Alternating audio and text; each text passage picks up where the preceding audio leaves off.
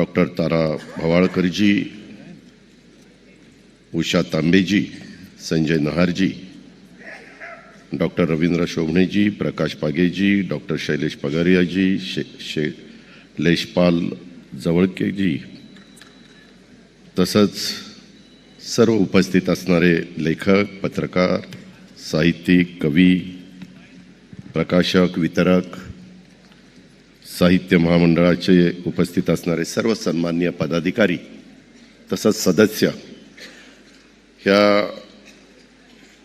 साहित्य संमेलनाच्या निमित्तानं दिल्लीमध्ये जमलेले सगळे प्रतिष्ठित नागरिक, बंधू भगिनींनो आणि माझ्या तरुण मित्रांनो, सर्वप्रथम मी आयोजक आणि निमंत्रकांचे मनापासून आभार मानतो की अशा एका आगळ्या वेगळ्या साहित्य संमेलनाच्या समारोप प्रसंगी उपस्थित राहण्याची संधी त्यांनी मला दिली. मला आठवतंय की निमंत्रण देण्यासाठी स्वतः आदरणीय उषाताई तांबे ह्या आलेल्या होत्या. त्यांच्यासोबत खजिनदार पागेसाहेब पण होते आणि अनेक इतर सहकारी होते. मी मंत्रालयात होतो आणि त्यांना मी सांगितलेलं होतं. त्यांनी सांगितलं की असं असं उद्घाटनाचा कार्यक्रम आहे, समारोपाला तुम्ही आलं पाहिजे. आणि त्यांनी अत्यंत आपलेपणाने त्यांनी संपूर्ण 3 दिवसाचं निमंत्रण कोणतीही मागणी माझ्या पुढं न ठेवता दिलं. मी क्षणाचाही विलंब न लावता तो ताबडतोब कार्यक्रम स्वीकारला देखील. खरं तर साहित्य निर्मिती आणि त्याद्वारे साहित्याची सेवा करणारे आपण सर्व प्रथित यश साहित्यिक आणि आपल्या साहित्याला दाद देणारे रसिक वाचक यांच्या या मेळ्यात काही तास उपस्थित राहता आलं हे मी माझं स्वतःचं भाग्य समजतो. आज उपमुख्यमंत्री आमचे सहकारी एकनाथराव शिंदे साहेब आणि मी दोघंही एकाच व्यासपीठावर आहोत. खरं तर आत्ता तिसऱ्यांदा म्हणजे आमचं महायुतीचं सरकार आल्यापासून, सत्तेत आल्यापासून हल्ली 24 तास इन कॅमेरा मी, शिंदेसाहेब आणि देवेंद्रजी आम्ही 3 जण आहोत. आमच्या ऑफिस बाहेर देखील कॅमेरे असतात, आमच्या बंगल्याच्या बाहेर देखील कॅमेरे त्या ठिकाणी असतात. मंत्रालयात आम्ही 9 वाजता गेलो तरी आज 9 वाजता मंत्रालयात आला. आता 9 वाजता मंत्रालयात आला ही काय बातमी झाली का? परंतु आम्ही मला ते सांगतात की 9 वाजता मंत्रालयात आला. अजून आत्ताच बोलता बोलता काहींनी सांगितलं की खांडेकर साहेब समोर बसलेत. ते वॉशरूमला जाताना देखील एक जण आला, मला सेल्फी काढायची. अरे जाऊन, आता तो शब्द वापरत नाही, नाहीतर पुन्हा तेवढीच हेडलाईन होईल, अजित पवार असं बोलला. म्हणजे कुठं काही सोडतच नाही, काय करायचं कसं करायचं काही कळत नाही. आणि टी व्हीवर बातमी हे दाखल झाले ते दाखल झाले. आम्ही एका व्यासपीठावर असलो तरी आमच्यावर क्लोज कॅमेरे असे असतात आणि आमच्या देहबोलीचा अभ्यास त्या ठिकाणी सुरू होतो त्यांचा. आणि ते बघत असतात आमच्या चेहऱ्यावर हास्य आहे का. मी आल्यापासून मुद्दाम तारक्कांशी मला काही बोलायचं होतं ते बोलत होतो. त्याच्यामध्ये एकनाथराव पण मला काही सांगत होते, मी पण त्यांच्याशी बोलत होतो. परंतु हे सगळं करत असताना मी तर माझ्या मनाला सांगतो, ए बाबा, कार्यक्रम संपेपर्यंत आपला चेहरा प्रसन्न दिसला पाहिजे आणि तो प्रयत्न आम्ही करतो. कारण उगीच कुठली तरी बातमी व्हायला नको. त्याच्यामुळं आमच्यात कुठलीही नाराजी नाही. आता परवाच असा का शब्द वापरला एकनाथराव शिंदे साहेबांनी, मला हलक्यात घेऊ नका. आता ते कुणाला म्हणले तेच कळायला मार्ग नाही. आता हलक्यात मशालीने घ्यायचं नाही का अजून कोणी घ्यायचं नाही. त्याच्यामध्ये गमतीचा भाग जाऊ द्या, परंतु एकंदरीतच राज्याला पुढे नेण्याच्या करता मी मनापासून प्रयत्न करतो. आजचा कार्यक्रम हा राजकीय नाही ह्याची जाणीव माझ्यासारख्या कार्यकर्त्याला आहे. मात्र एक गोष्ट मी जरूर सांगतो की साहित्य संमेलनाच्या उद्घाटन सोहळ्याला उपस्थित न राहिल्याचं दुःख मला नक्कीच झालेलं आहे.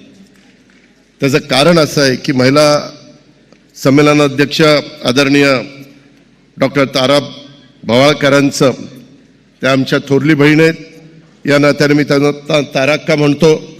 तेव्हा तारक्कांचं भाषण मी समाज माध्यमांवर ऐकलं आणि वाटलं की हे भाषण ऐकायला आपण प्रत्यक्ष सभागृहामध्ये असायला हवं होतं.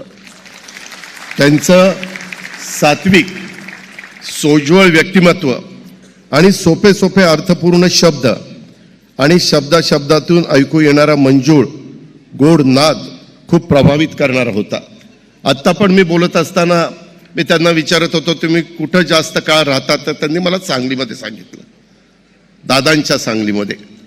आणि काही जुन्या थोड्याशा गोष्टीला उजाळा देण्याचा प्रयत्न त्यांनी केला.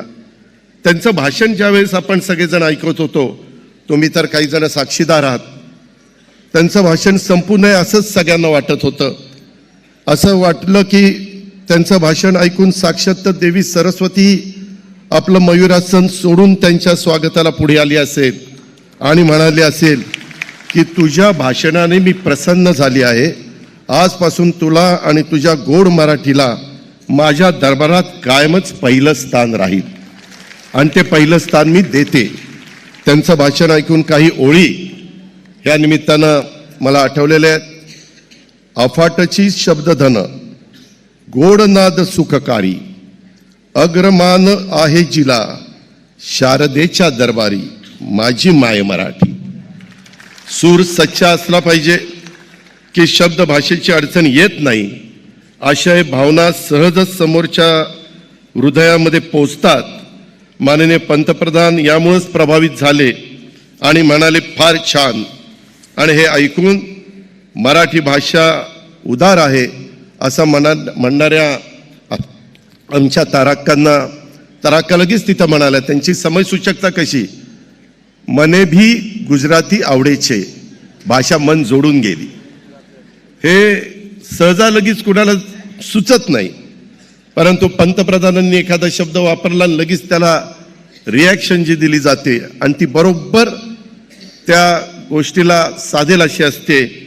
आणि ह्याच्यामुळे ह्या मन जोडण्याच्या स्वभावामुळे असेल त्यांच्या अध्यक्षतेखाली होणाऱ्या या संमेलनामध्ये वाद नाराजी नाट्य झालं नाही. मी आत्ताहीच त्यांना विचारत होतो की तारक्का काही झालं का, ते मला म्हणले मला तर कुठलं काही कानावर आलेलं नाहीये. अत्यंत चांगल्या वातावरणात हे संमेलन पार पडत आहे. संजयजींना पण मी विचारत होतो मगाशी, याचा मला मनापासूनचा आनंद आहे. मराठी माणूस, मला एक गोष्ट नेहमी जाणवते, हा मराठी माणूस महाराष्ट्राबाहेर पडला की समजूतदारपणे वागतो. हेही त्याचं कारण आहे. तो दिल्लीत आलाय त्याच्यावर समजूतदार झाला. एकदा का महाराष्ट्राची बॉर्डर ओलांडली की मग सुरूच आपलं. या अशा संमेलनावर अनेक राजकीय हस्तक्षेप, राजकारत्यांची छाया अशी टीका बऱ्याचदा होत असते, पण राज्यकर्ते आणि कला साहित्याचा विकास याला खूप मोठी तसं बघितलं तर परंपरा आहे. भारतात बऱ्याच काळ कला आणि राजाश्रयांनी वाढल्या, शिखरावर गेल्या. राजे कलाकारांच्या कुटुंबाचा उदरनिर्वाह, मला मगाशी मी ग्रंथ त्या जे स्टॉल होते तिथं गेलेलो होतो, तिथं मला 1909 सालचा दिवाळी अंक दाखवला. 1909 सालचा मी ते बघत होतो. त्यावेळेच्या जाहिराती आणि ते बाकीच्यांनाही देण्याचा त्यांचा प्रयत्न आहे. परंतु राजे कलाकारांच्या कुटुंबाचा उदरनिर्वाह त्या काळामध्ये असायचे. चरितार्थ यांची सर्व काळजी त्या काळामध्ये राजे लोक घ्यायचे आणि त्यामुळं कलाकारालाही कला साधनेसाठी, कलेचा आनंद घेण्यासाठी मुबलक काळ हाताशी त्या ठिकाणी होता. अर्थात यात एक होतं की एवढं सर्व करून राजा कलाकारांना गुलाम न समजता सन्मानाने वागवत होता आणि कलाकारही राजाच्या मर्जीप्रमाणे न वागता स्वतंत्रपणे आपल्या कलेचा आनंद घेत होता. गायन कला, नृत्यकला, शिल्पकला, साहित्य अशा सर्व क्षेत्रातली भरभराट ही त्या काळातली आहे. आम्हा राज्यकर्त्यांची हीच भूमिका आहे, ज्याचा उल्लेख मगाशी उदयनी आपल्या भाषणामध्ये केला. आम्ही या संमेलनांना आर्थिक वा इतर मदत करतो ती उपकार म्हणून करत नाही. साहित्यिकांनीही सन्मानाने, स्वाभिमानाने हवं तसं लिखाण, साहित्य निर्मिती करावी अशीच आमची इच्छा असते. अपेक्षा एवढीच असते की आपल्या पूर्वजांनी संत सत्पुरुषांना ज्या श्रद्धा, समजुती, परंपरा, अस्मिता यांच्या इमारती रचल्या आहेत त्या सरसकट पाडायची भाषा करू नका.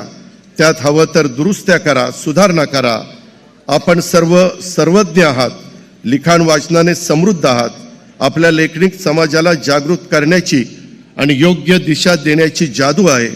तिचा सकारात्मक बदलासाठी वापर करा अशी विनंती देखील मी आजच्या समारोपाच्या भाषणाच्या निमित्तानं करतो. 70 वर्षानंतर देशाच्या या राजधानीमध्ये हे संमेलन होत आहे. या वर्षातच पंतप्रधान आदरणीय मोदीजींनी पण मराठीला अभिजात भाषेचा दर्जा देऊन तिला उंचीवर नेऊन ठेवलेला आहे.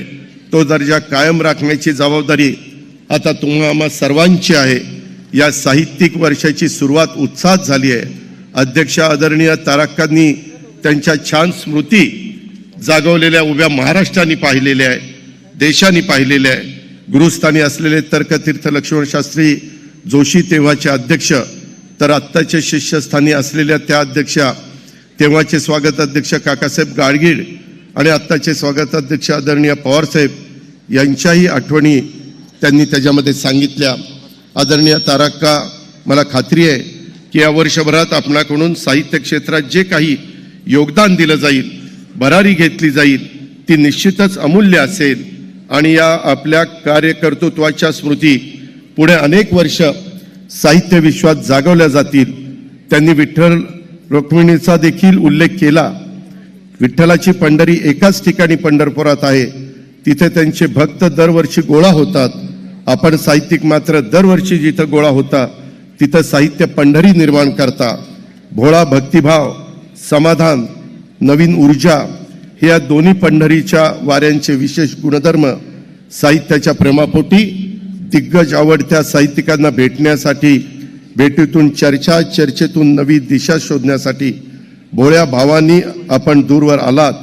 आता येण्याने झालेलं समाधान आणि उरलेले 11 महिने साहित्य निर्मितीची ऊर्जा घेऊन आपण जाणार आहात.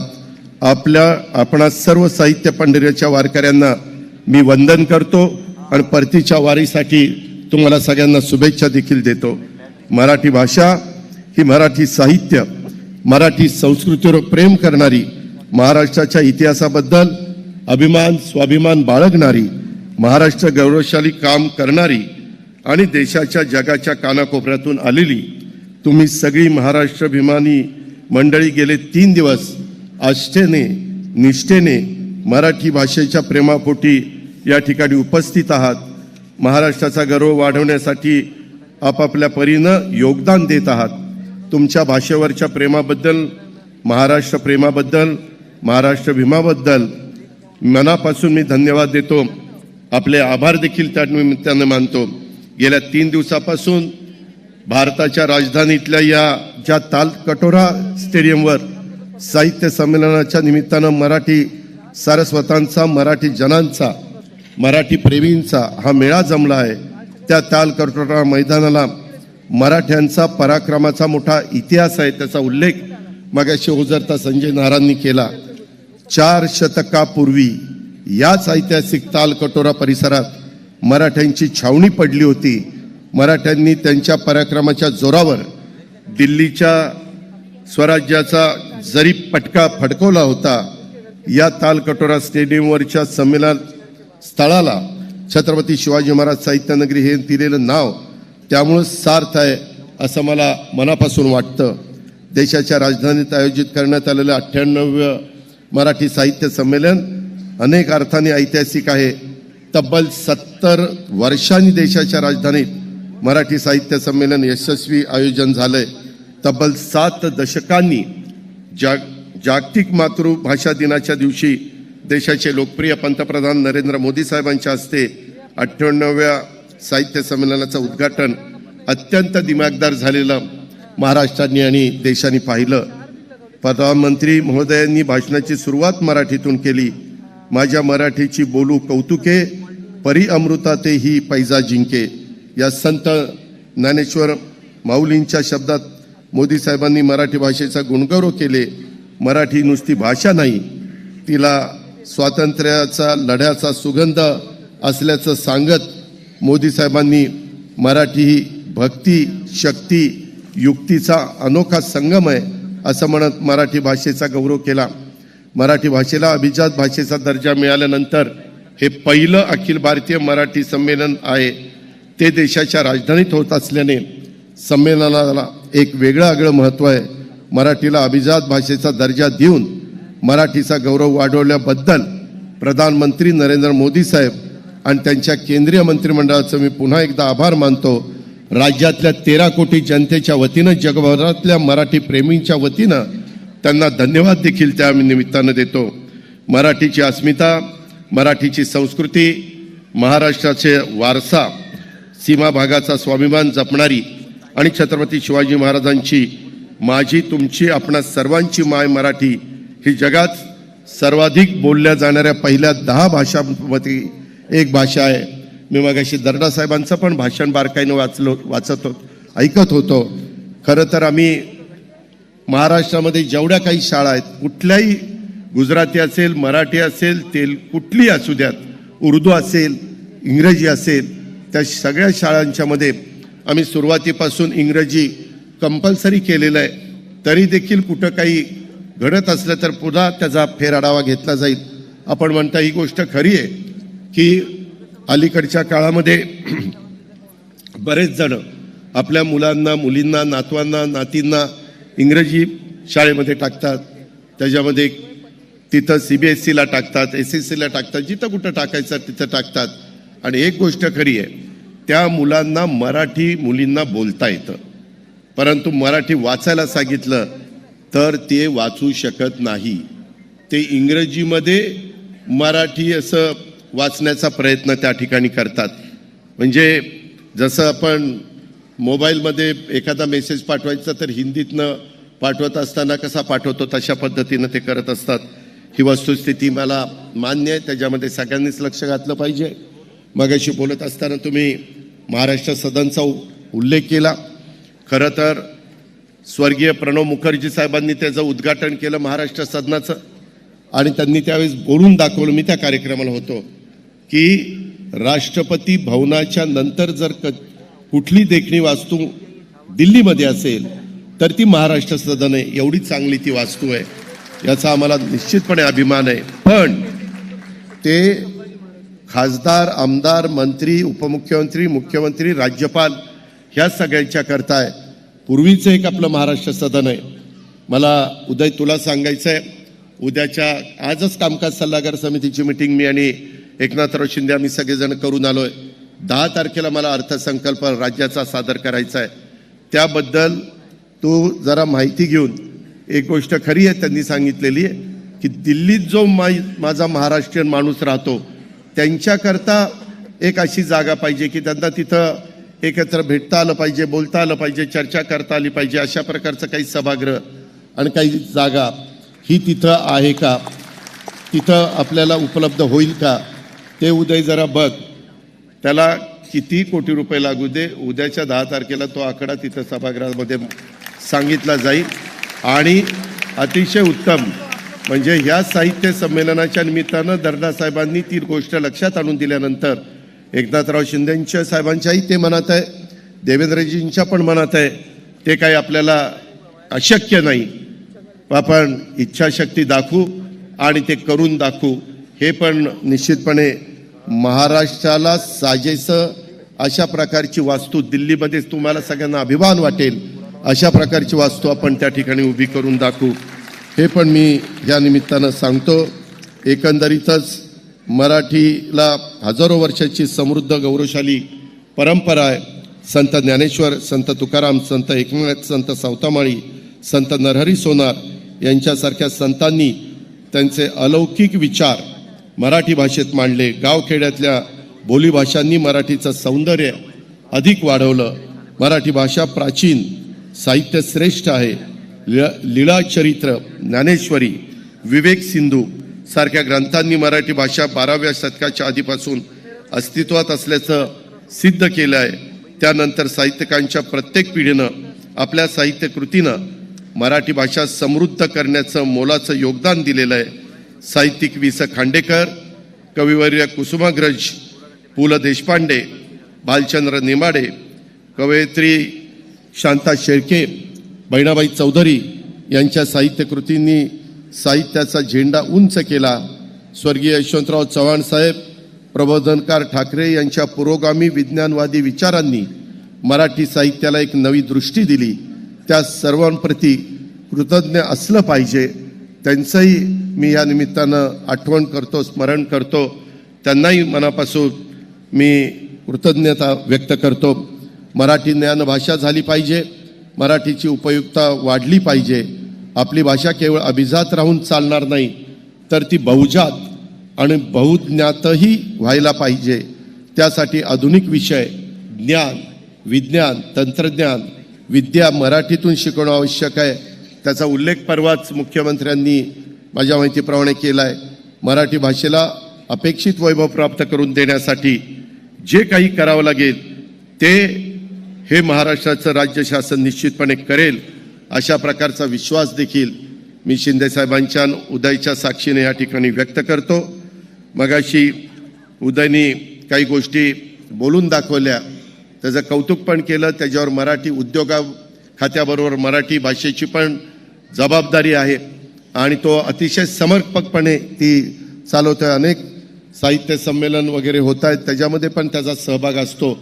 आणि हे सगळं सांगण्यामागचं कारण, त्याला पहिल्यांदा युवकांच्या मध्ये संधी मी दिली होती. तो माझ्या पक्षाच्या युवकांचा अध्यक्ष होता आणि त्याला युवकांचा राज्याचा अध्यक्ष केला, नंतर आमदार केला, नंतर मंत्री केला. पण कुठं काय गाडी फिसकटली, नंतर मला सोडून गेला.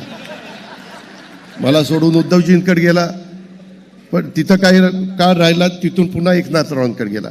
पण उदयचं एक आहे, जिथं जातो तिथं अतिशय निष्ठेने राहतो, कुठंही त्याच्यात बदल होत नाही.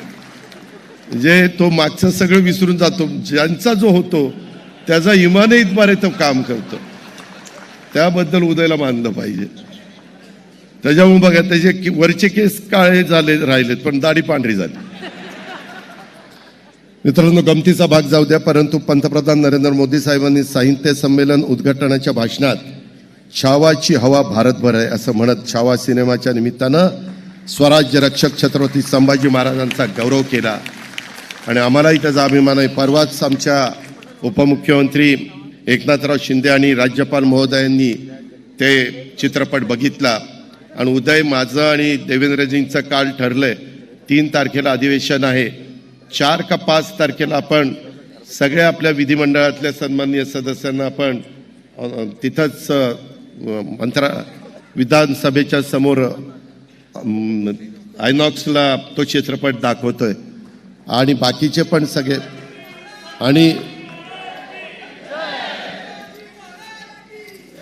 आणि तुम्हाला हेही सांगतो की स्वराज्य रक्षक छत्रपती संभाजी महाराजांचं तुळापूरला आणि वडूला एवढं दिमागदार स्मारक एकनाथराव शिंदे, मी आणि देवेंद्रजी आम्ही मनावर घेतलंय.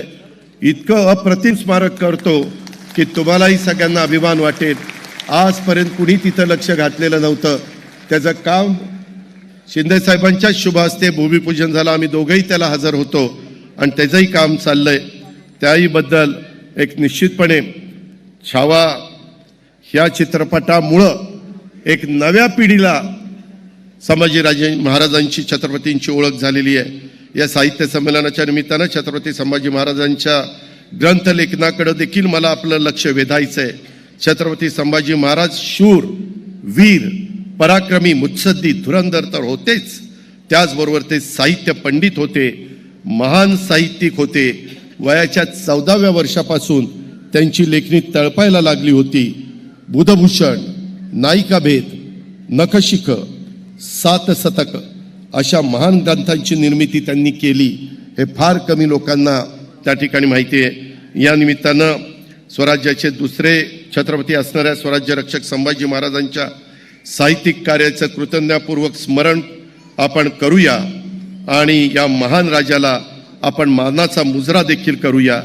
मराठी भाषेचा गोडवा, मराठी भाषेचं सौंदर्य, मराठी भाषेचा इतिहास, मराठी भाषेचं वैभव अधिकाधिक लोकांच्यापर्यंत नेण्याचा प्रयत्न व्हावा. मराठी गीत, पोवाडे, शाहिरी, काव्य वाचन, नाटक, एकपात्री कार्यक्रम, लावणी, तमाशा अशा लोकगीतांच्या, लोकनाट्यांच्या, सांस्कृतिक कार्यक्रमाचं राज्यात आणि देशात विदेशातही व्हावे. जेणेकरून मराठी भाषेची समृद्धी वैभव अधिकाधिक लोकांच्यापर्यंत पोहोचेल, वाढेल, या दृष्टीनं प्रयत्न झाले तर भाषावृद्धी ते अधिक परिणामकारक होईल असं मला वाटतं. अखिल भारतीय मराठी साहित्य संमेलन आयोजित करत असताना विविध क्षेत्रातल्या मराठी बांधवांना पण सहभागी करून घेतलं पाहिजे. मला आत्ता ताराकांनी सांगितलं की अजित पहिल्यांदा मी बघते बरेच तरुण पिढी मला या साहित्य संमेलनाच्या निमित्तानं दिसली, परंतु मराठी बांधवांना सहभागी करून घेत असताना मराठी भाषिक इंजिनियर, मराठी भाषिक डॉक्टर, आर्किटेक्ट, चित्रकार, शिल्पकार, चित्रपट नाट्य क्षेत्रातले कलावंत, लोककलावंत, शेतकरी, कष्टकरी अशा सगळ्याच मराठी साहित्य संमेलनाच्या कार्यक्रमात सहभाग वाढवला पाहिजे. हा कार्यक्रम केवळ ठराविक घटकापुरता न राहता लोकांचा कार्यक्रम होण्यासाठी प्रयत्न झाला पाहिजे. माझ्या या सूचनेचा आपण सर्वजण आवश्यक विचार कराल असाही विश्वास मला आहे. आज 98वे अखिल भारतीय मराठी साहित्य संमेलन आयोजित करत असताना महाराष्ट्र कर्नाटक सीमेवरच्या माझ्या मराठी भाषिकांच्या मागे ठामपणे उभे राहण्याची महायुती सरकारची भूमिका आहे. आत्ताच मी आणि एकनाथराव शिंदेसाहेब बाहेर त्या प्रकाशराव इथं आलेले आहेत, बाकीचे पण आलेले आहेत, त्यांना भेटलो. या मराठी भाषिकांवर होणाऱ्या अन्यायाला वाचा फोडण्यासाठी, त्यांना न्याय मिळवून देण्यासाठी हे आमचं सरकार सर्वतोपरी प्रयत्न करेल ही ग्वाही देखील मी या निमित्तानं देतो.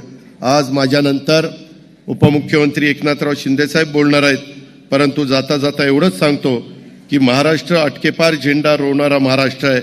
70 वर्षानंतर देशाच्या राजधानीत हे संमेलन होत आहे. या वर्षातच आपल्याला सगळ्यांना माहिती आहे की हे संमेलन होत असताना ह्याच्यामध्ये कुठल्याही परिस्थितीमध्ये कुठली अडचण राहू नये अशा प्रकारचा प्रयत्न हा आमचा सगळ्यांचा त्या ठिकाणी राहिलेला आहे. दिल्लीचे तख्त राखणार आपला महाराष्ट्र आहे. देशावरच्या संकट काळात हिमालयाच्या रक्षणासाठी सह्याद्रीत धावून गेल्याची उदाहरणं इतिहासामध्ये आपण पाहतो. यशवंतराव चव्हाण साहेबांचं त्या संदर्भातलं उदाहरण देता येईल. मराठी भाषेच्या संवर्धनासाठी, प्रचारासाठी, प्रसारासाठी कोणत्याही परिस्थितीत आम्ही लोक निधी कमी पडू देणार नाही हा शब्द देखील राज्याचा अर्थमंत्री म्हणून मी आपल्याला देतो. आणि आणखी 4 दिवसांनी कविवर्य कुसुमाग्रजांची, तात्यासाहेबांची जयंती आहे. त्याच दिवशी आपला मराठी भाषा गौरव दिन सुद्धा आहे. आपल्याला आत्ताच मराठी भाषा गौरव दिनाच्या पण मी मनापासून शुभेच्छा देतो. 98वा अखिल भारतीय मराठी संमेलनाची आता थोड्याच वेळेत सांगता होईल. मराठी भाषेशी माझं खूप सख्य आहे. माझ्या जीवनाचा विचार केला तर किशोर वयातच माझे वडील मला सोडून गेले. कुटुंबाची जबाबदारी आली, कामे करावी लागली, त्यामुळं वाचनाला वेळ मिळू शकला नाही. मात्र मराठी ऐकत ऐकत, मराठी बोलत बोलत मराठीवर प्रेम जडत गेलं. जीवनात अनेक जण आले गेले, पण एक गोष्ट कायम राहिली, जिच्यावर माझा अजूनही हक्क आहे, जिच्याशी माझे कायमचे सख्य आहे, ती म्हणजे मराठी भाषा. जिच्यावर हक्क माझा, जिच्याशी हो माझे सख्य, माझे चालणे बोलणे जिच्यामुळं होईल शक्य, माझी माय मराठी. तेव्हा मराठीमुळं मी आहे, माझं अस्तित्व आहे, तुमचं अस्तित्व आहे. आणि आज म्हणून आज हे संमेलन संपन्न होत असताना, संमेलनाच्या शेवटी काही ठराव करत असताना मी माझ्या पदरचं काही सांगत नाही. त्याच्याबद्दल सन्माननीय अध्यक्षांनी किंवा इतर मान्यवरांनी काही गैरसमज पण करून घेऊ नये. पण जनमानसाचा आरसा दाखवण्याचा प्रयत्न मी करतो. अनेक प्रकाशक सांगत असतात की सर्वच आता लेखक आणि कवी झालेत, पण कुणीच एकमेकांची पुस्तके कधी वाचत नाही.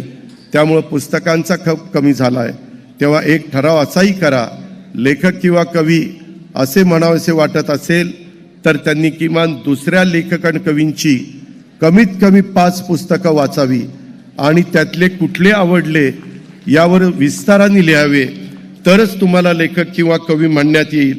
आणि दुसरा ठराव म्हणजे प्रथित यश लेखकांनी फक्त जिल्हास्तरीय साहित्य संमेलनं, कवी संमेलनांना उद्घाटनाला म्हणून जावं. इतर तालुकास्तरीय, गावांमधील, शाळांमधील संमेलनाला नवोदितांना संधी द्यावी.